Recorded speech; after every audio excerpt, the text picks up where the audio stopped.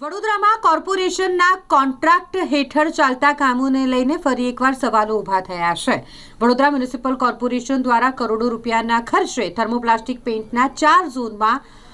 અલગ અલગ કોન્ટ્રાક્ટ આપવામાં આવ્યા છે, પરંતુ તેમ છતાંય કામગીરી ફક્ત ને ફક્ત કાગળ પૂરતી જ કરવામાં આવે છે તેવા આક્ષેપ સામાજિક કાર્યકર કમલેશ પરમારે કર્યા છે। વડોદરા શહેરના 4 ઝોનમાં માર્ગ સુરક્ષા માટે હોટ એપ્લાઇડ થર્મોપ્લાસ્ટિક પેઇન્ટથી વ્હાઇટ અને પીળા પટ્ટા દોરવાના અને કોન્ટ્રાક્ટ આપવામાં આવ્યા છે, પરંતુ સામાજિક કાર્યકર કમલેશ પરમારનો આક્ષેપ છે કે વાસ્તવમાં શહેરના મોટાભાગના વિસ્તારોમાં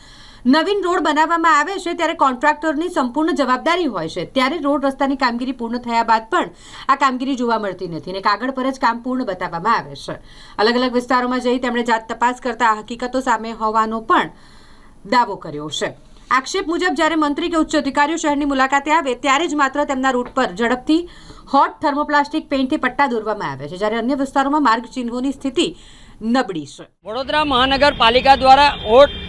એપ્લાઇડ થર્મોપ્લાસ્ટિક નામ જે કહેવાય છે એનાથી જે વ્હાઇટ પટ્ટા જે વડોદરા શહેરની અંદર જે અલગ અલગ વિસ્તારોમાં પાડવા માટેનો લાખો ને કરોડો રૂપિયાનો કોન્ટ્રાક્ટ આપવામાં આવે છે, પરંતુ ક્યાંક ને ક્યાંક લાગી રહ્યું છે કે આ ઇજારદારો ઓનલી કાગળ પર કામગીરી બતાવતા હોય છે તેમ સ્પષ્ટપણે જોવા મળી રહ્યું છે। પરંતુ ખાસ કરીને જ્યારે કોઈ તંત્રી મંત્રી જંત્રી વડોદરા શહેરની મુલાકાતે આવતા હોય છે ત્યારે લાલી લિપસ્ટિક મેકઅપ પાવડર લગાવીને સજ્જ કરવામાં આવે છે, પરંતુ ખાસ કરીને જે આ હોટ થર્મોપ્લાસ્ટિકના જે કહેવાય છે પટ્ટા પાડવાના હોય છે આ પટ્ટાથી ઘણા લાભ થતા હોય છે, એનાથી અકસ્માત પણ ઘણા ઘટી જતા હોય છે, પરંતુ ખાસ કરીને વડોદરા શહેરની અંદર અલગ અલગ વિસ્તારોમાં આ રીતના કોઈપણ જાતના પટ્ટા પાડવામાં નથી આવતા, ઓનલી કાગળ પર બિલ પાસ થતા હોય તેમ સ્પષ્ટપણે જોવા મળી રહ્યું છે। ત્યારે અમારી ખાસ માંગણીને લાગણી એક જ છે કે આવા તમામ કોન્ટ્રાક્ટરો પર વિજિલન્સ તપાસ થવી જોઈએ અને આવા કોન્ટ્રાક્ટરોને બિલ ન ચૂકવવામાં પણ જે કહેવાય છે કે અમારી ખાસ માંગણી છે, કારણ કે હાલમાં અમે વડોદરા શહેરના અલગ અલગ વિસ્તારોમાં જાત તપાસ કરી ત્યારે જોવા મળ્યું કે આ જે વ્હાઇટ પટ્ટા હોય છે આ વ્હાઇટ પટ્ટા કોઈપણ જગ્યાએ પાડેલા જોવા મળતા નથી।